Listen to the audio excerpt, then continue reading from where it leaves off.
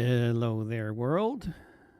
We are live now on X, Facebook, and YouTube, and with a little practice session before tomorrow's vigil at 12th and Hawthorne in Portland, southeast Portland, from noon to 2, which will be a vigil from Gaza, which will hopefully start being a weekly thing there.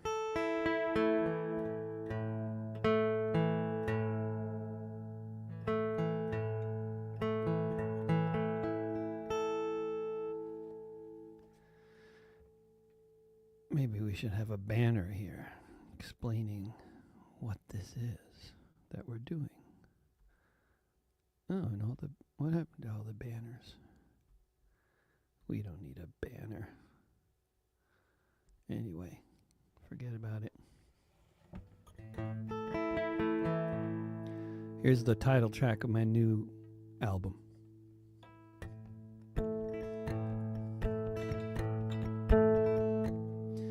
Let's improve the visuals a little bit here. Okay.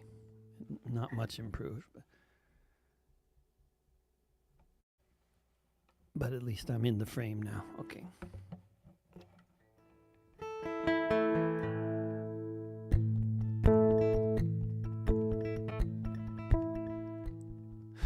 Camp's open air, that's the one thing that distinguishes what is happening in Gaza right now compared to the time of the Third Reich and its crimes. Against any decency, against any sanity, against all the children, against all humanity.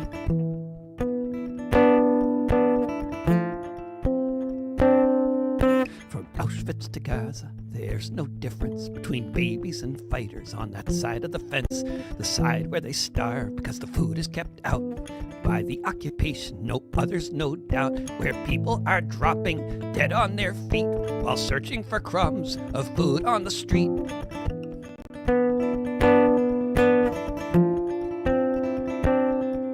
From Auschwitz to Gaza, all night and all day, all the people inside just wasting away. Everyone waiting for death to arrive, shot or starved or burned alive, where each passing moment is punctured by groans of 1 million children as thin as their bones. From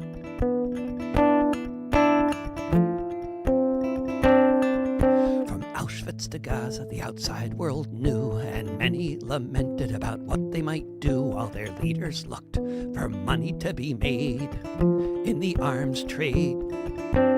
Once again, just like this, profiting from the apocalypse.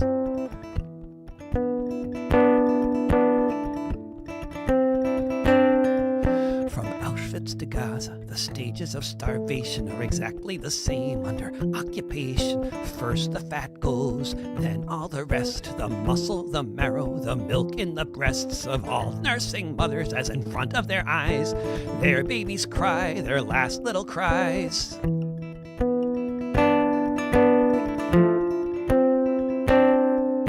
From Auschwitz to Gaza, the stages from Auschwitz to Gaza under either command, all of the killing is entirely planned. Whether they call it a camp or a zone, it's all the same skin and bone. Whether they say work makes you free or humanitarian city.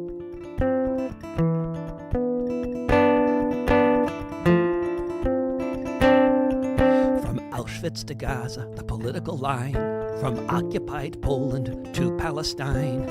Leaders outside will say we weren't aware of the extent of the horrors happening there. They'll shed a few tears and somberly then make a speech at the UN.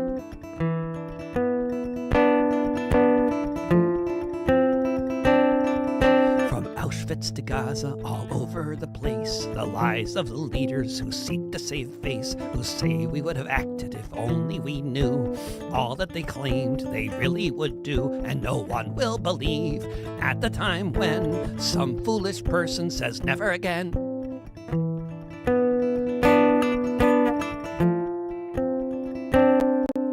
From Auschwitz to Gaza,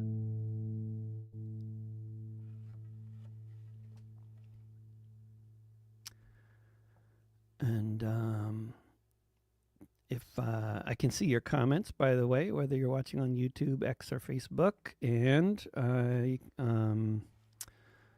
if anybody has any feedback, especially on the sound quality, if there's any distortion or you can't hear or whatever, might be able to do something about that. And once again, if you're in the Portland area, there's a vigil for Gaza at 12th and Hawthorne Sunday, and hopefully it's going to become a regular weekly thing on Sunday at 12th and Hawthorne from noon to 2. And we'll have music there, me and whoever else might show up. And you know what I'll be singing about, because it's the same stuff I'm singing about right here, right now.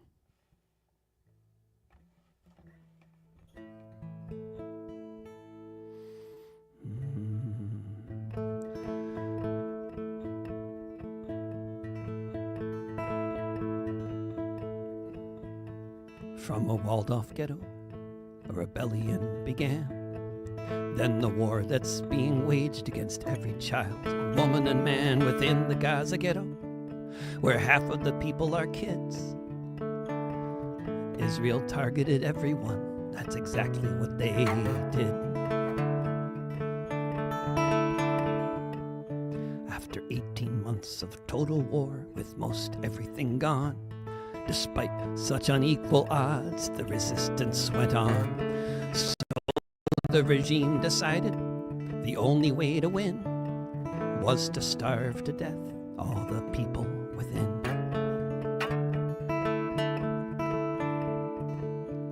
In the future we'll look back. The future we'll look back and ask how we all stood by as we watched a million children die. Netanyahu declared, making it clear as day, to win against Hamas, this is the only way. To starve the population, our retribution will be famine and disease, the final solution. In the future we'll look back and ask how we all stood by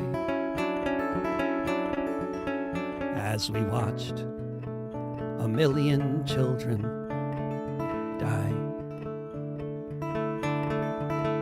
Sometime later they'll surmise, as they consider the assassins, that a Jewish state could do this. They'll say no one could imagine. They'll pretend we didn't know, or no one could turn the tide once the Israelis are finished committing genocide. In the future, we'll look back and ask how we all stood by as we watched a million children die. As we watched a million children die.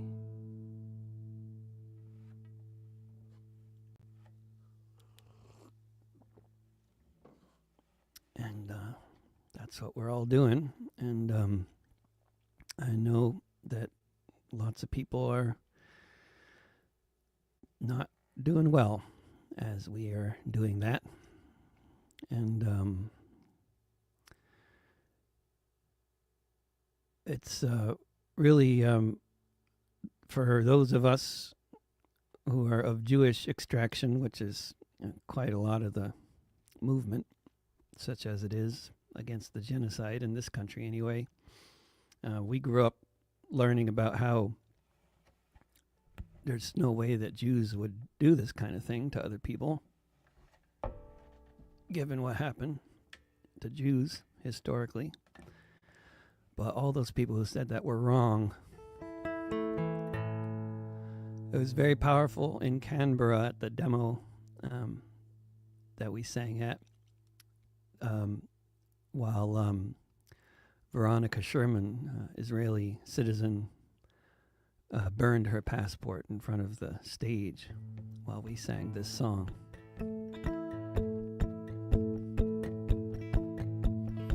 Where were you when the walled ghetto rose?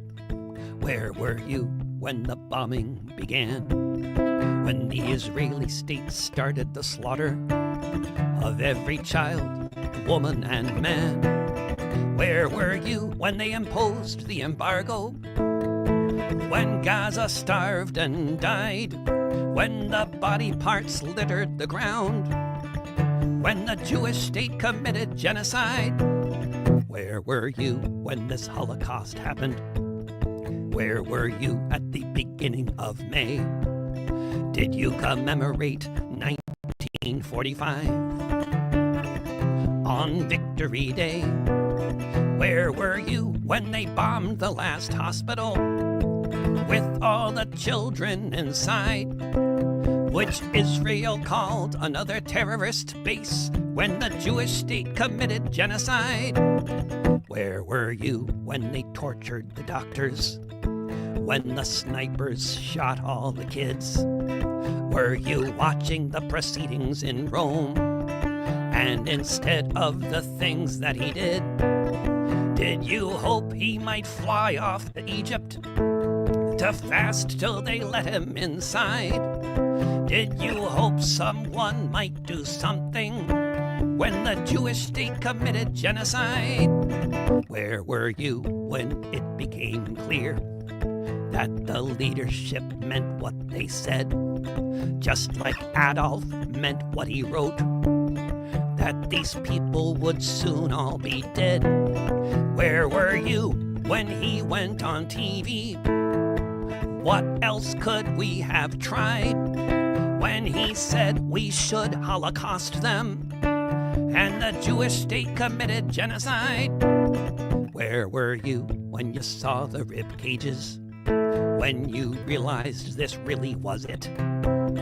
That they actually intended to kill them all, which the pundits would never admit. Now that there's a before and after, now that never again is a lie, now that this crime has been repeated since the Jewish state committed genocide, where were you?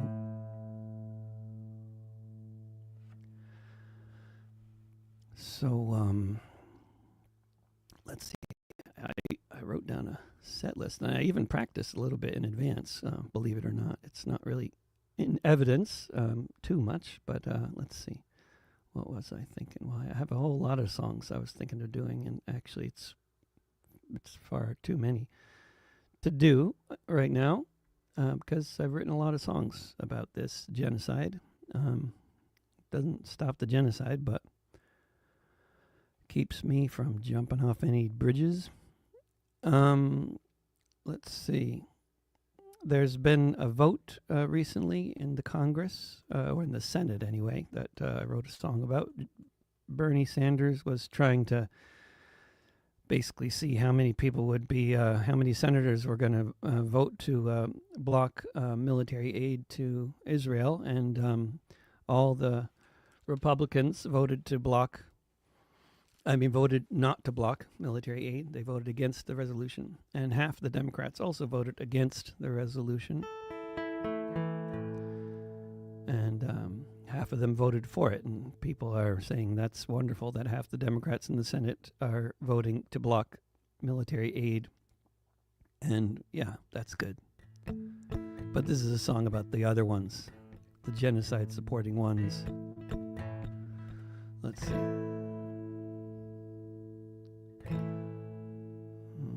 It's always that first. For 2 years now, bombs are falling on the entire strip beneath them. with the army demolishing everything, killing every root and stem, killing every man and woman, shooting kids too starved to cry. Now the Senate has voted again to make sure more kids will die. 24 senators voted to stop the weapons flow, but the other half of the caucus with the Republicans voted no. The other half of the caucus voted for the genocide, to keep sending the tank shells across the ocean wide. Let's say their names: Maria Cantwell, Chuck Schumer, Gillibrand. Voted for the Holocaust in the Holy Land: John Fetterman, Ron Wyden, and Richard Blumenthal. Voted absolutely to say they endorse it all. The terror on the ground, on the sea, and in the sky. Jack Reed and John Ossoff voted for the kids to die. Like the rest of their colleagues, they had time to contemplate whether they should support the actions of this state, but against the deepest wishes of most people in the world. These are the ones who voted for more missiles to be hurled. Let's say their names: Cory Booker, Adam Schiff, Chris Coons. All of them are marching to the genocidal tune. Alex Padilla, Gary Peters, Jackie Rosen are a few. What other acts of evil might be coming from this crew who voted for the terror on the sea and in the sky? Maggie Hassan and Mark Warner voted for the kids to die. Every one of the millions who will soon be dead, killed by the IDF and all the arms that they've been fed, along with our hard-earned taxes by those supporting this regime. These politicians who pretend it's not what it seems. Let's say their names: Maria Cantwell, Chuck Schumer, Gillibrand.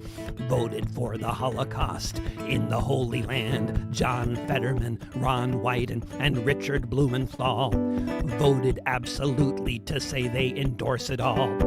A terror on the ground, on the sea, and in the sky. Jack Reed and John Ossoff voted for the kids to die. Let's say their names: Cory Booker, Adam Schiff, Chris Coons. All of them are marching to the genocidal tune. Alex Padilla, Gary Peters, Jackie Rosen are a few. What other acts of evil might be coming from this crew who voted for the terror on the sea and in the sky? Maggie Hassan and Mark Warner voted for the kids to die. Let's say their names.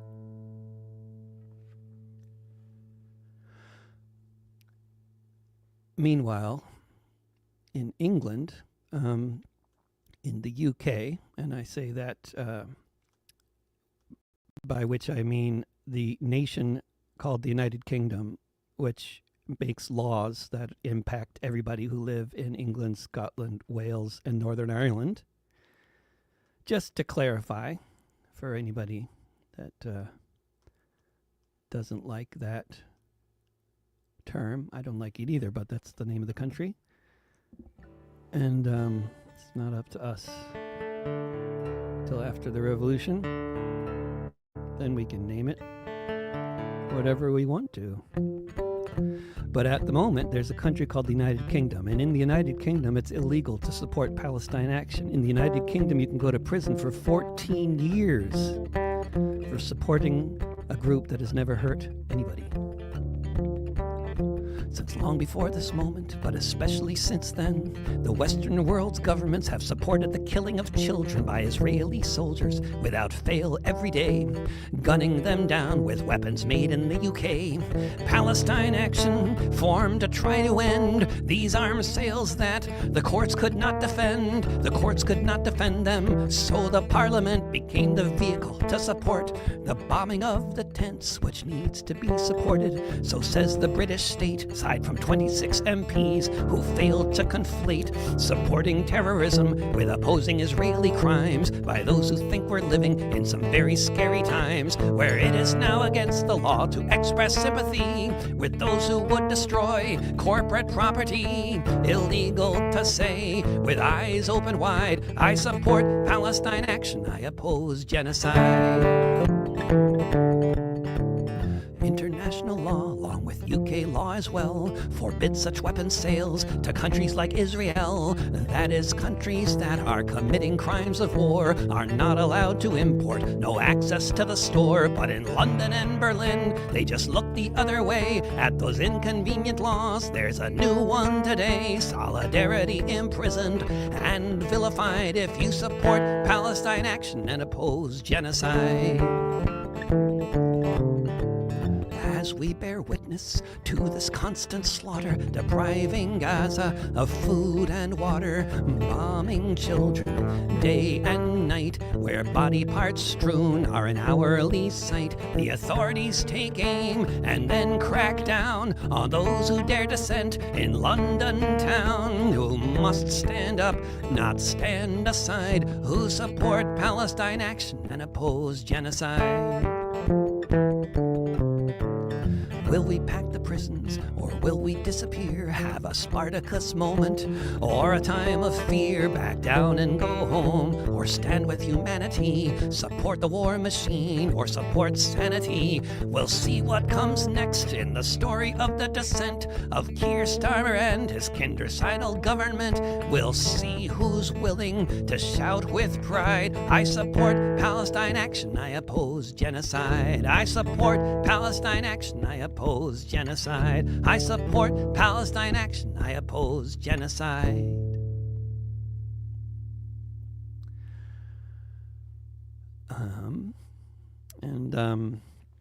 We'll be going, me and Kamala, aka the Ministry of Culture, will be going to England and maybe even Scotland and perhaps other countries around there. And we'll be getting arrested and going to prison for 14 years if we're lucky. And we'll be in the Midwest, U.S., coming right up at the end of the month, at the end of this month, from August 30th until September 7th. We'll be doing gigs in Illinois and Wisconsin, Chicago, Rockford, Milwaukee, Madison, Woodruff, and Viroqua. And the Milwaukee one will be a big event in a park, hopefully with lots of people. Gaza benefit, others are as well.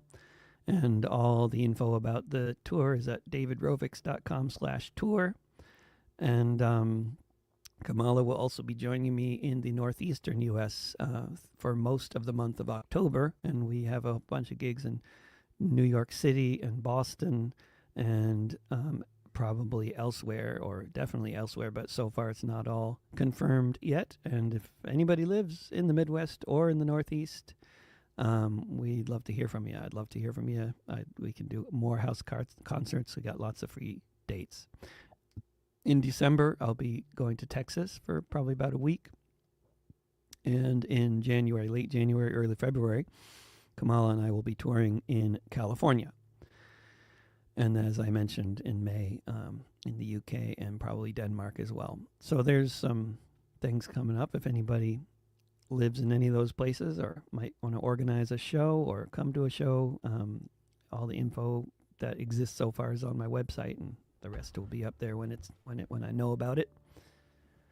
And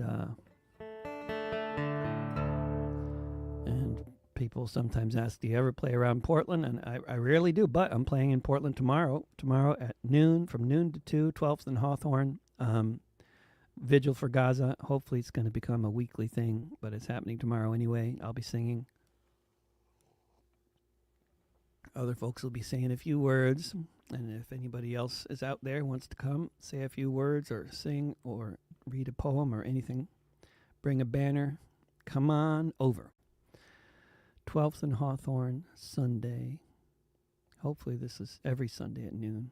Of course, it will be every Sunday if you just show up every Sunday. Let's see here. What should I do now? I take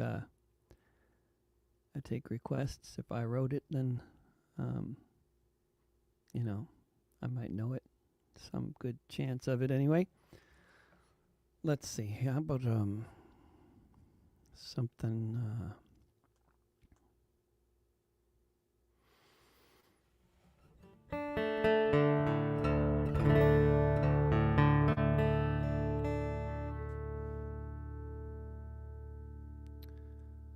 Let's see.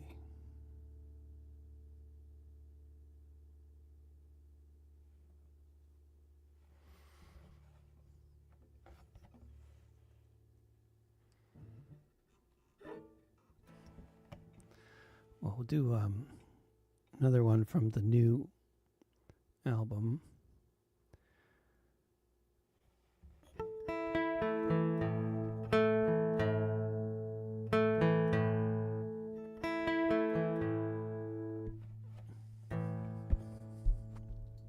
And for all those Palestine Action folks, we got they got a lot of Elbit Systems factories in England and Scotland. That's an Israeli arms producing company, and we have 5 major arms producing companies in the U.S. Many others, but 5 really, really big ones. 5 companies that, along with Elbit Systems, are the companies responsible for supplying Israel with, I believe, all of their bunker busters, among other things that they only get from these companies.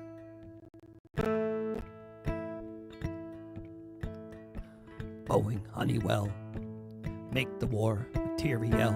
Lockheed Martin, Raytheon, it's the way they mow the lawn. The last one to add to the mix, that's General Dynamics.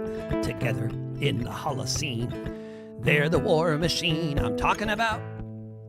The war machine that sends off the jets and missiles, laying waste to Palestine. But for the bunker busters, if not for these fearsome 5, who knows how many children would still be left alive? What if we blocked the ports and never let them go? What if the people all said no? I'm talking about the war machine that sends off the jets and missiles, laying waste to Palestine. What if we got together and said this cannot be, that this slaughter is made possible by my country and certain enterprises they call defense corporations that provide the genocide heirs with all their ammunition? I'm talking about the war machine that sends off the jets and missiles, laying waste to Palestine.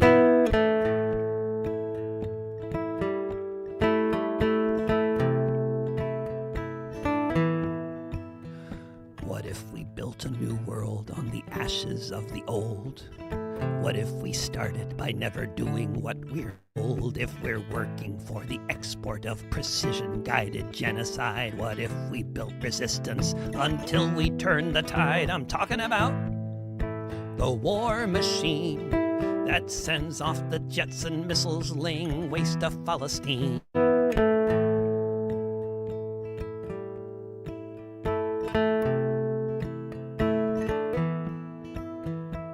Boeing, Honeywell, make the war material. Lockheed Martin, Raytheon, it's the way they mow the lawn. The last one to add to the mix, that's General Dynamics. Together in the Holocene, they're the war machine.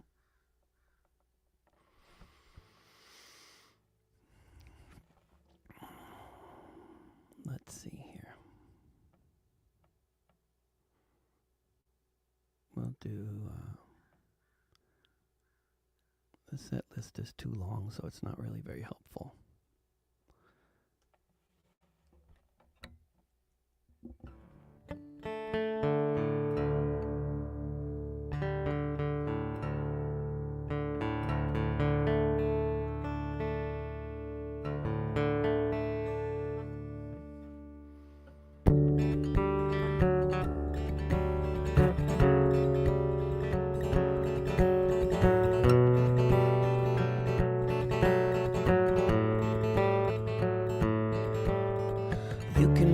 Hiroshima, kill 100,000 kids.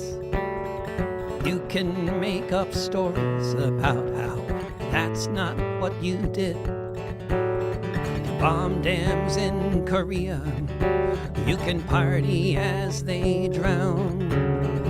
You can bomb Cambodia, burn the forests and the towns. You can bomb Panama City. You can bomb Sudan.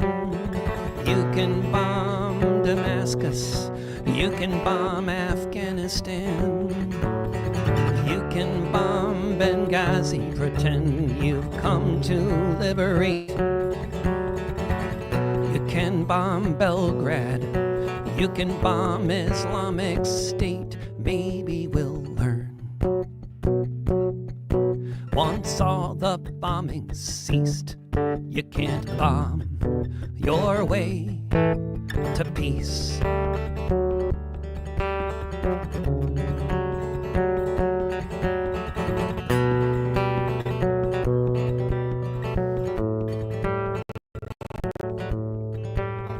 You can bomb refineries, you can bomb the ports, you can bomb the hospitals, you can bomb the courts, you can bomb the schools, you can bomb the tents, you can call it retribution, you can call it common sense. Maybe we'll learn.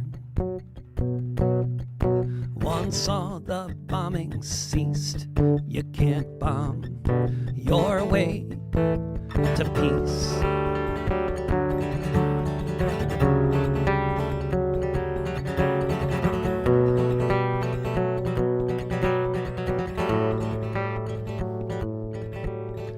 You can bomb Fallujah, you can bomb Mosul, you can try to run the planet, you can make up all the rules, you can bomb the ancient cities of Yemen and Iran, you can bomb the world until the world is gone. Maybe we'll learn. Once all the bombing ceased, you can't bomb your way to peace.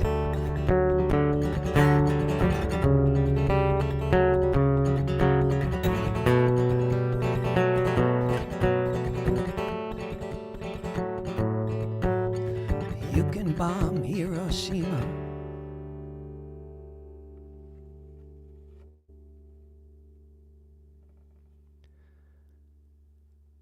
It's one thing I don't manage to do a whole lot about genocide is write funny songs.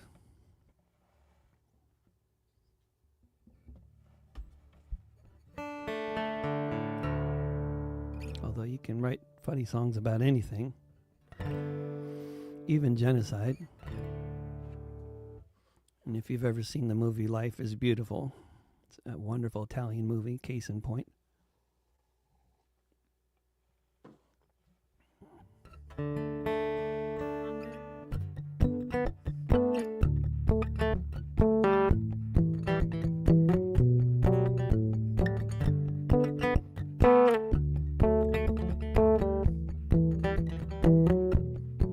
They say the arc of history bends towards justice. I don't think that's how it seems. But if there's hope for this shattered world, then we'll find it in our dreams. In our dreams, we can go walking on the beach, by the shore, eat an ice cream, see a songbird as it was so long before. In our dreams, the schools are open with all the kids, teachers in there. The hospitals are all still standing with nurses and doctors everywhere.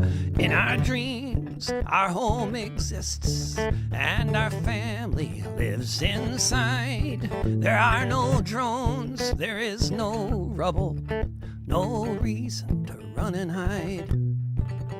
In our dreams, we could go fishing whenever we might have the notion. No gunships firing on our boats as we set sail out on the ocean. In our dreams, the mosques and churches are still there for us to pray. Down the street there's still a swing set where the kids are still at play.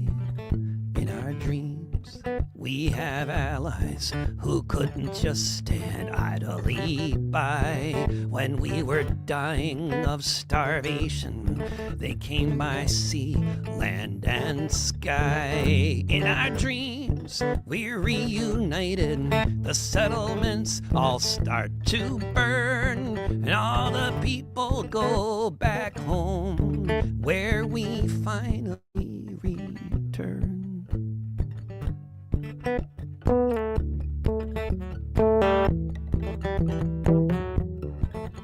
And I say the arc of history bends towards justice.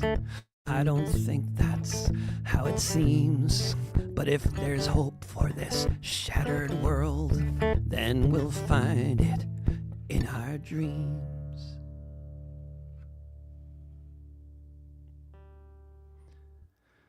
That's the title track of the last album. Wrote a song a couple days ago. I'll do that. It's a song for a photograph.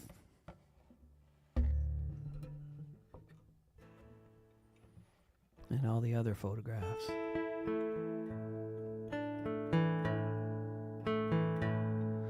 It's a song that probably without much subtlety is trying to illustrate or make a certain point, which is one I make a lot, which never seems to result in anything good happening. But the best way to kill a social movement is just have rallies with people shouting into the microphone the whole time. That will alienate people. They'll leave. They'll stop coming back. No matter how much they feel passionately about the issue, they'll realize that this is not going to go anywhere. And they'll get discouraged and they go home and kill themselves or whatever they do. But if you want a social movement to actually be effective and to grow, it needs to be full of art and culture. And that's obvious. That's obvious to people around the world. It's been obvious to people around the world forever. And it's obvious to most people around the world now. But it's not obvious to people in the English-speaking countries. And I blame the intelligence agencies for that primarily. And the music industry as well. But we have to overcome this if there's any hope for humanity, and it's not looking good.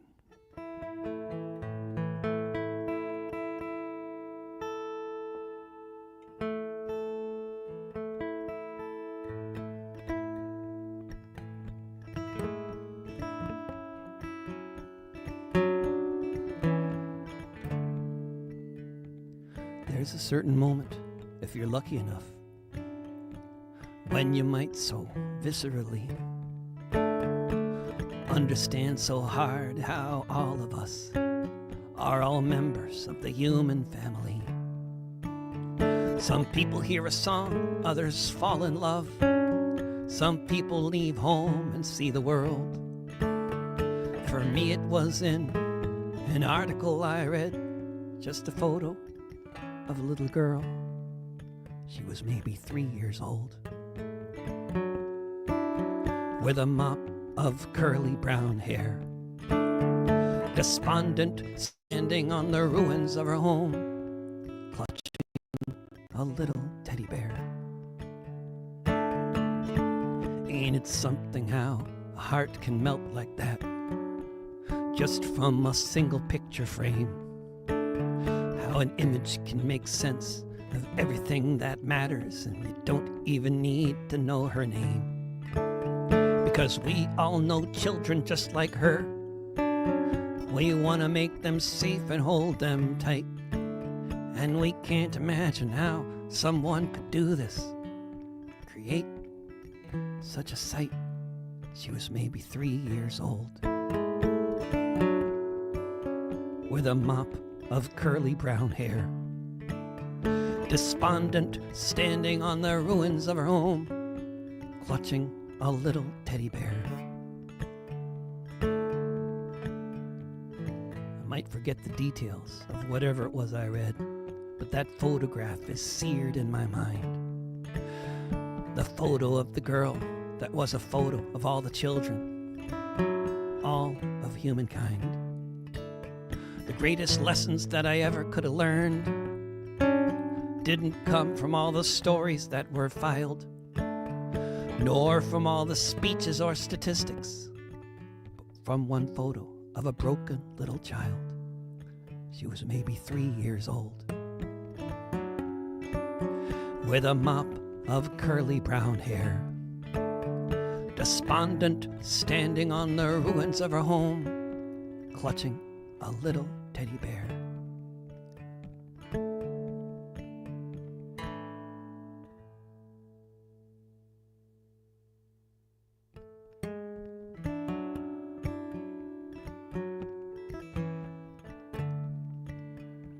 There's a certain moment, if you're lucky enough, when you might so viscerally understand so hard how all of us are all members of the human family. Yeah, that's where it ends. This is a dress rehearsal as I build it, and it is, in fact, actually. I'm going to depart slightly, only ever so slightly, from the theme here because, like I mentioned a little while ago, that I blamed the intelligence agencies for the state of the non-musical shouting into the microphone left of the modern Anglospheric world. And I'm not paranoid. I actually just know things that a lot of other people don't seem to know. It's not, and I don't believe in conspiracy theories, but I do believe in conspiracies because there are a lot of actual conspiracies going on, and people need to know about that. People need to know that the FBI, for example, has spent its entire existence undermining, destroying, assassinating, otherwise, debilitating the left in the United States. That has been its purpose, and that's as well documented. But most of the documentation about that is from 1908 to 1971, because in 1971, the Citizens Commission to investigate the FBI raided the FBI offices in Media, Pennsylvania, and liberated thousands of documents that proved that the FBI has, in fact, been trying to destroy the left since its inception. Contrary to whatever nonsense they say they've been doing. And they're still at it, I'm quite certain. It's just we haven't had anybody raid one of their offices since 1971, so the details are not clear, but it's really obviously happening. And one of the things I'm quite convinced they've been trying to do for the past 50 years, for my entire lifetime basically, is make sure that the political people and the cultural people do not know each other or work together or have anything to do with each other, because the combination, as they discovered on multiple occasions in the 30s and the teens and in the 60s, the combination of artists and organizers working together is way too powerful, and they have to make sure that doesn't happen. And it's not happening now. And they won. But I can at least tell you about it. All 32 of you listening. The U.S. war on Vietnam was about a decade on, with millions of lives already gone. At home the war was on descent. In practical form, what that meant was billy clubs and prison time. But beyond that, feeling of a microphone under every hat, the sense of being watched, not knowing who to trust. Some folks in Philadelphia decided that they must get to the bottom of it, and to find out why they formed the Citizens Commission to investigate the FBI. They were tired of the secrecy, the men who hide in vans with headphones, sitting inside, tired of the paranoia that seemed so on the rise. Professor Davidon was intent on removing the disguise. He brought a group together, and they began to learn the skills that would be needed to carry out a plan to commit a burglary. See what's in those drawers if they liberate all the folders filed on that floor. In the town of Media, they'd risk everything to try the Citizens Commission to investigate the FBI. Forsyth became a locksmith, as good as anyone. The burglars carried out their plan. as it had been spun. Joe Frazier and Muhammad Ali were having their big fight.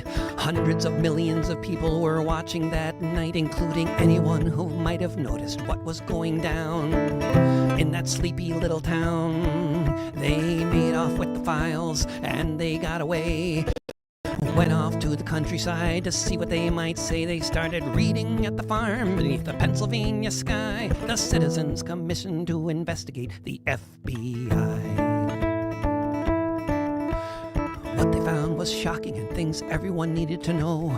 This was when the world first learned of COINTELPRO, that the FBI had agents on every campus in the country. A system of informants so very like the Stasi, a police state on a mission to undermine and neutralize, to create fear and paranoia by spreading rumors and lies. They had 1,000 files with stories of the way, the dirty tricks campaigns across the USA, the assassinations carried out by the American spy.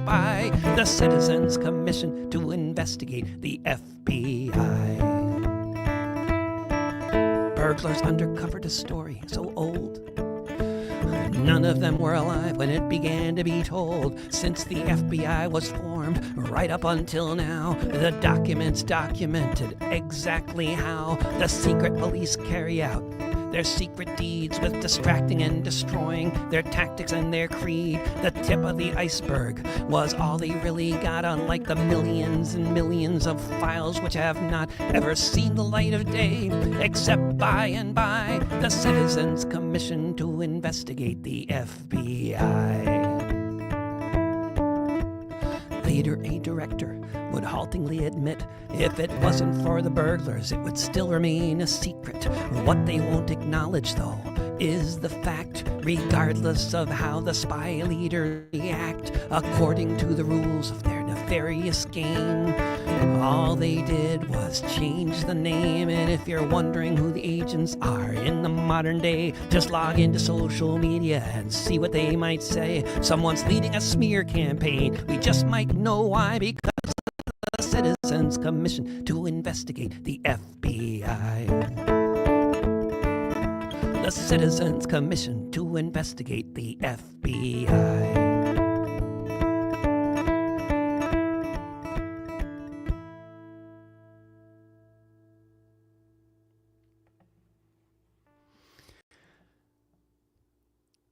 Let's see here.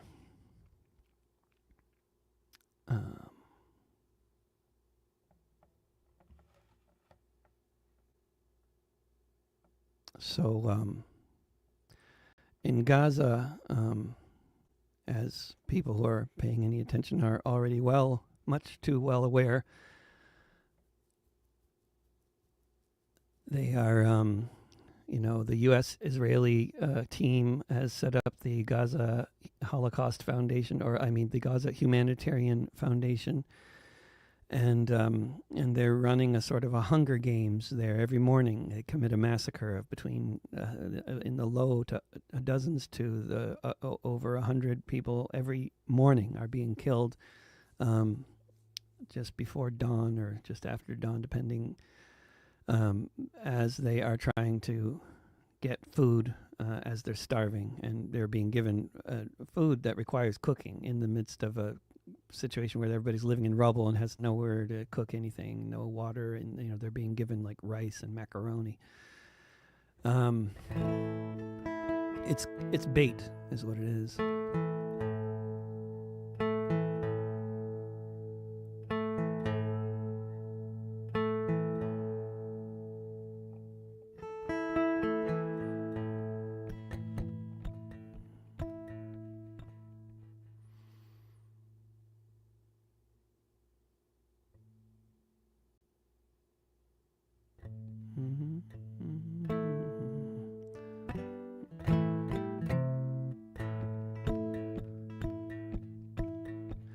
As the Gaza district becomes one big apocalypse, as hunger eats everyone inside, at the walled-in ghetto they all live in, where hundreds of thousands have already died. In the final days of the final solution, whatever else somebody claims, there's the Gaza Humanitarian Foundation.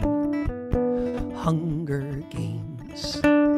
3 months after the last aid truck entered, with ribs protruding all over the strip, with Israeli troops guarding all the borders, not letting in a truck or a plane or a ship.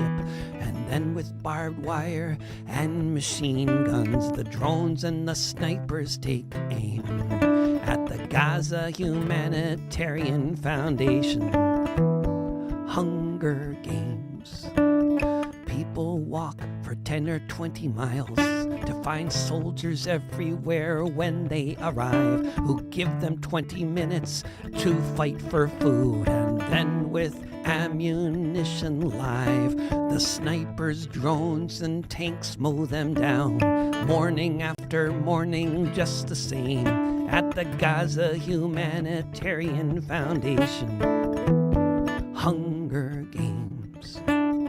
Everybody knows they're risking death, measuring their lives by the hour, but especially if they walk in the open where they need to go to try to get some flour. Most come back empty-handed with stories of those killed and maimed at the Gaza Humanitarian Foundation. Hunger Games. It was the cradle of civilization and the place where that all ended, where humans found new ways to show inhumanity that could never be defended. Israelis and Americans, to their eternal shame, who ran the Gaza Humanitarian Foundation. Hunger Games, as the Gaza district becomes one big apocalypse.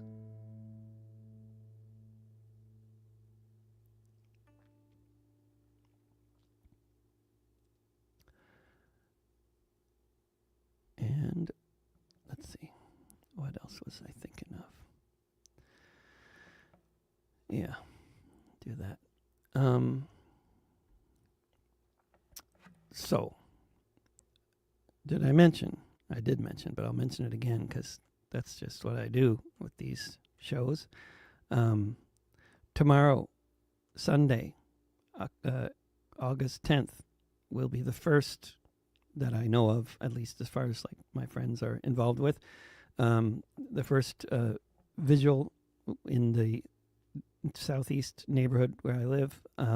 It'll be 12th in Hawthorne from noon to 2 this Sunday, and I believe after that every Sunday. And then when I'm home, I'll be singing at it. And when I'm not home, I won't be, because I'll be on tour when I'm not home. And I will be on tour with Kamala Emanuel, a.k.a. me and Kamala are the Ministry of Culture. We'll be on tour together in the Midwest, in Illinois and Wisconsin, at the end of this month, or for the first week of September, basically, including the last couple days of August. And then in October, we will be in the Northeast U.S., and in January, February, late January, early February, we'll be in California. And then in May, late April, early May kind of timeline, we'll be in Denmark and England and maybe elsewhere. And if you are in any of those places, or if you're in the Northwest where I live, I'd love to hear from you about anything. Singing at a rally, which I'll do for free if I can make it there, and house concerts, whatever. Just hit me up. Workshops about how to plug culture into the movement. Workshops on how to write songs about current events, history, whatever. I'm up for it. And info about the tours, davidrovics.com/tour. All the songs I've written about Gaza and Palestine over the past couple years and before that is at davidrovics.com/Palestine. And if you want to support what I'm doing, I'm not sure if we're going to be having to put the rent on a credit card next month. And unfortunately, I'm serious. And I am a community-supported artist to the point to the extent that I'm supported. The problem is the rent keeps on going up. But davidrovics.com/subscribe, or you can find me on Patreon or Substack. I write essays and podcasts and do podcasts, and it's all free. But if you want to support what I'm doing, you can do it on Patreon or on Substack or at davidrovics.com/subscribe. And if I can keep paying the rent, then I can keep avoiding a real job, and I can keep spending all my time writing depressing songs about massacring starving children. So up to you whether I should continue this project or not.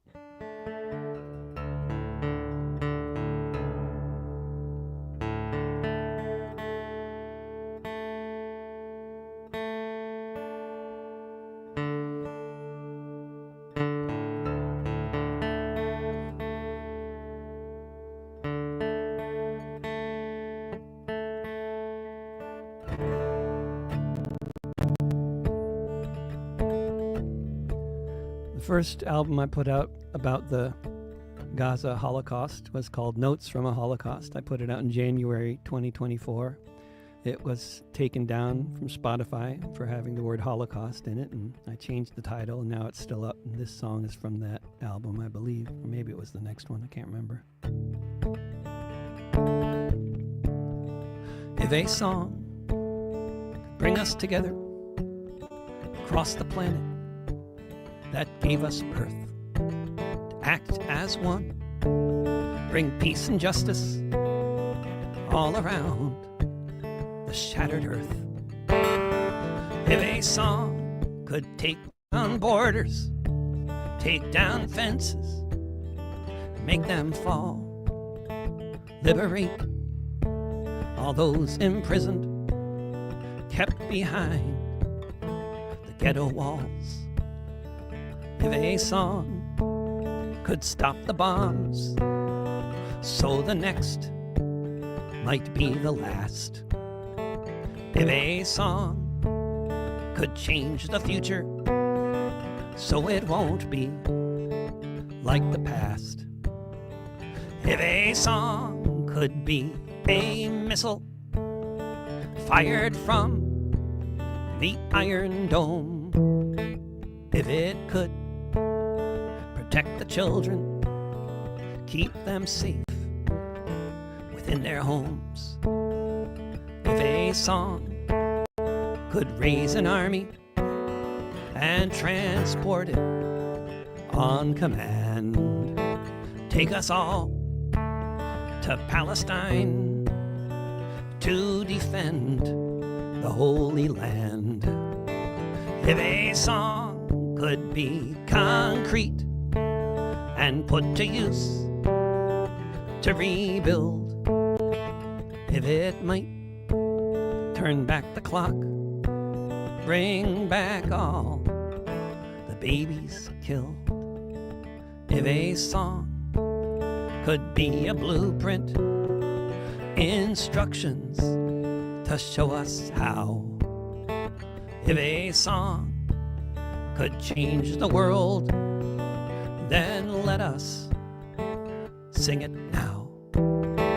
If a song could bring us together across the planet that gave us birth, to act as one, bring peace and justice all around this shattered earth.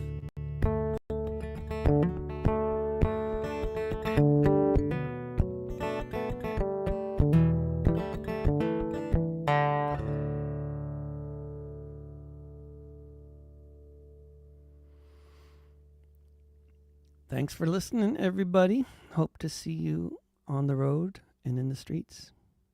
Take care. Bye for now.